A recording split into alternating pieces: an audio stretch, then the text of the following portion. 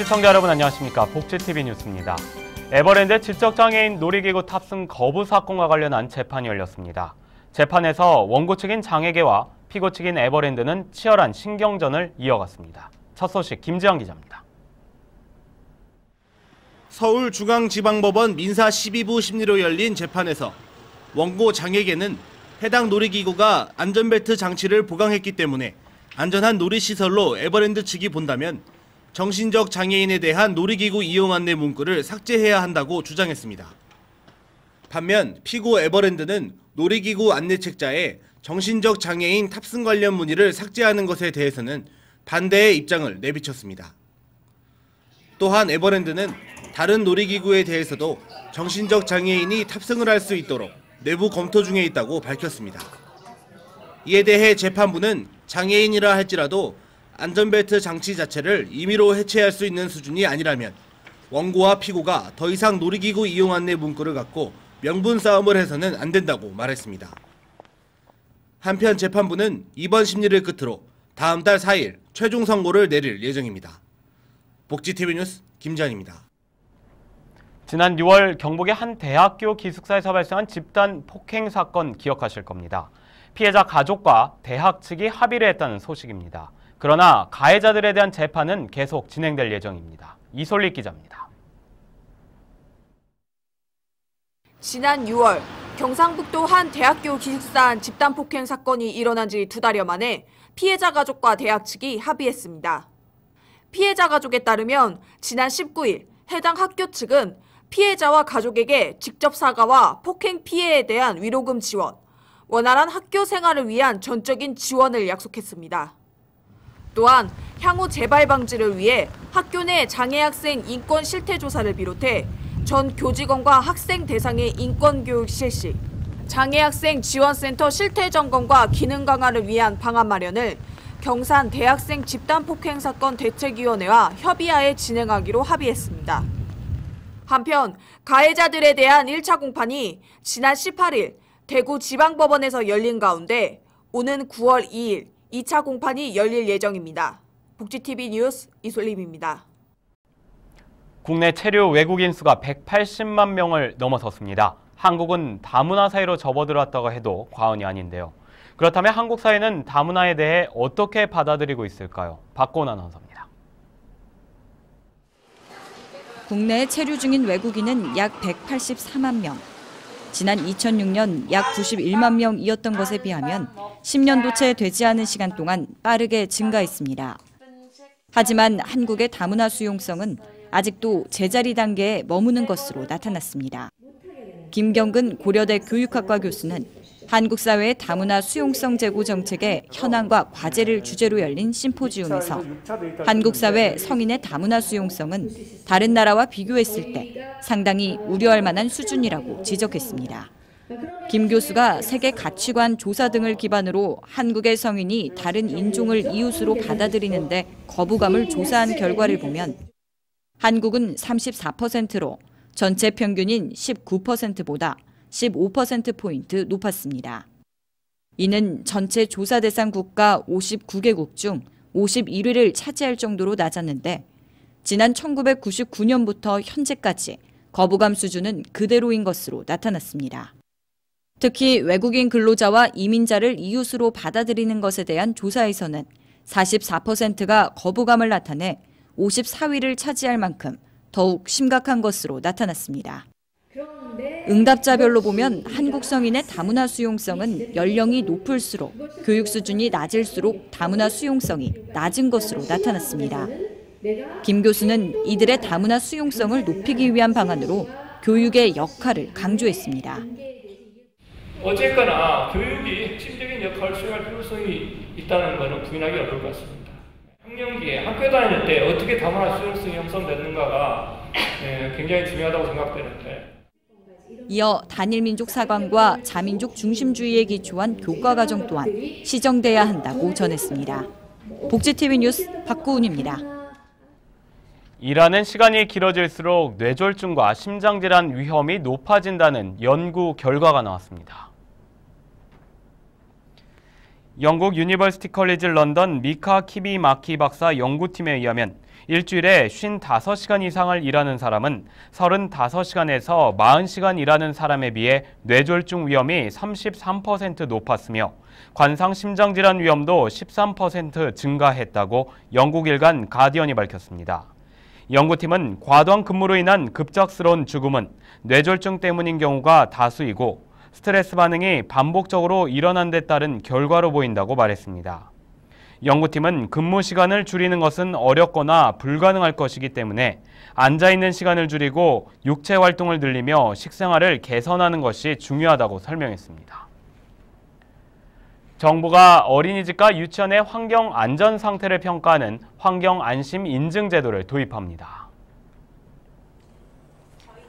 환경부는 이와 같은 내용의 환경 안심 인증 제도를 도입한다고 밝히고 장기적으로는 법 개정을 통해 인증시설의 재원을 지원하는 방안을 추진하겠다고 말했습니다.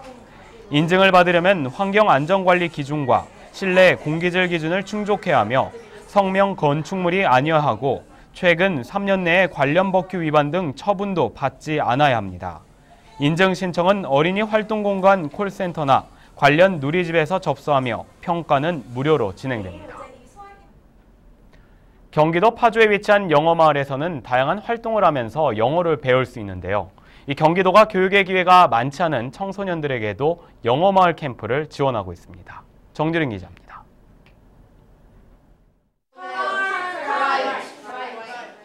영화 캐릭터 가면을 쓴 학생이 친구들의 지시에 따라 움직입니다. 게임을 하는 것 같지만 엄연한 영어 수업 시간. 이번엔 영어 단어를 쓰고 영화 포스터를 그려봅니다. 오직 영어로만 수업을 해주시고요. 그리고 다른 데서 안 하는 활동도 예를 들어서 쿠키 음식 만들기라던가 이렇게 영어 포스터도 직접 제작해보고 그런 활동이 좀 더 색달라서 좋은 것 같아요. 파주 영어마을에서는 쿠키 만들기나 과학 실험과 같이 재미있는 체험과 함께 영어를 배울 수 있습니다. 경기도는 비용이 부담되는 학생들에게 4박 5일간 영어 캠프를 지원하고 있습니다. 차상위 계층이나 한부모 가정 등 교실 밖 교육을 접하기 어려운 청소년들에게 영어에 대한 흥미와 자신감을 심어주기 위해서입니다. 올해는 작년보다 100여 명 정도 늘어난 150여 명의 학생이 혜택을 받았습니다.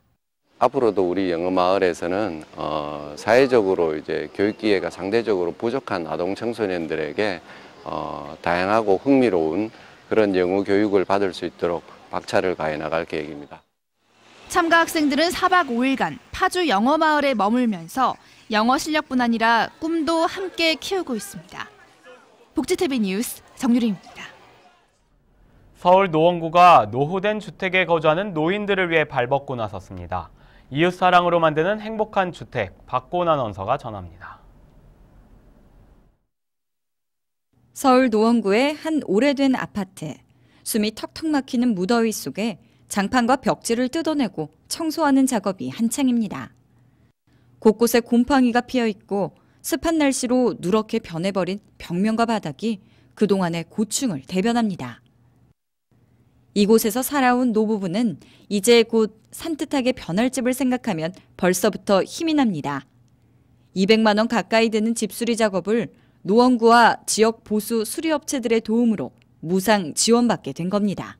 그전에는 짐도 있고 그냥 사는 것도 그렇고 그래서 뭐 도배 같은 거 꿈도 못 꿨어요. 도배 못하고 있다가 하면 집도 깨끗해지고 너무 좋죠.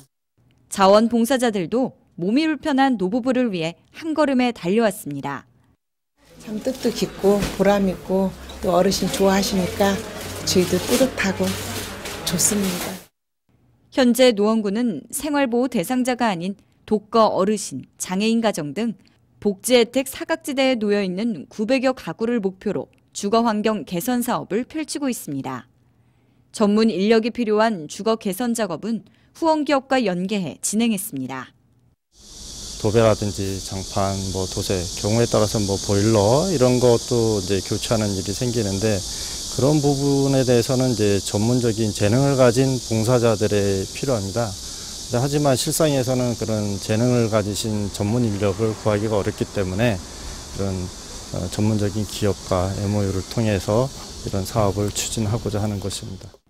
민관이 하나 된 행복한 방 만들기 사업. 진정한 행복 공동체로 나아가는 지름길이 되길 기대합니다. 복지TV 뉴스 박고은입니다. 한국유통협회가 국내 중소기업들의 중국 진출의 교두보를 위한 자리를 마련했습니다. 한국유통협회는 서울 양재 AT센터에서 한중 국가급 진푸산업지구 사업설명회를 가졌습니다. 협회는 다렌시와 진푸산업지원 프로젝트를 결성하고 협정을 맺었으며 이번 설명회를 통해 국내 중소기업들의 상품들이 중국 전역으로 판매될 수 있을 것이라고 말했습니다. 한편 다렌시 진푸산업지구는 랴오닝성 3대 바이오산업 집중지역 중 하나로 다렌시 하이테크 산업 발전에 주요 역할을 담당하고 있으며 세계 500대 기업 중 66개 기업이 투자해 91개의 대형 프로젝트를 진행 중입니다.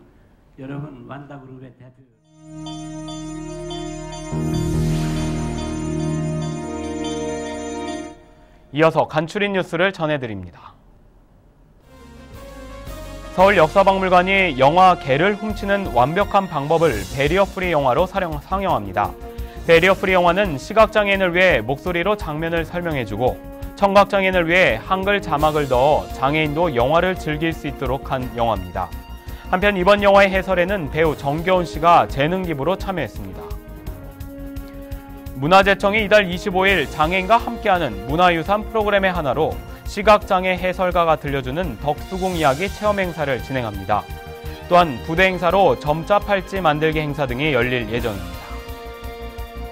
대한장애인체육회장배 전국 휠체어 럭비 대회가 진주 종합실내체육관에서 열립니다. 이번 대회에서는 전국 시도에서 참가한 20개 팀이 쿼드부와 오픈부 등으로 나뉘어 경기를 치릅니다. 한편 휠체어 럭비는 지난 2000년 시드니 장애인 올림픽에서부터 정식 종목으로 채택돼 현재 전 세계 30여 개 이상의 국가에서 선수들이 활동하고 있습니다. 한국장애인재단이 이달 31일까지 삼성화재와 함께 장애인 차량 정비를 위한 드림카 프로젝트 대상자를 모집합니다. 하반기 접수 지역은 서울과 경기, 인천, 강원 지역이며 신청 방법은 한국장애인재단 드림카 프로젝트 담당자에게 이메일 또는 우편으로 접수하면 됩니다.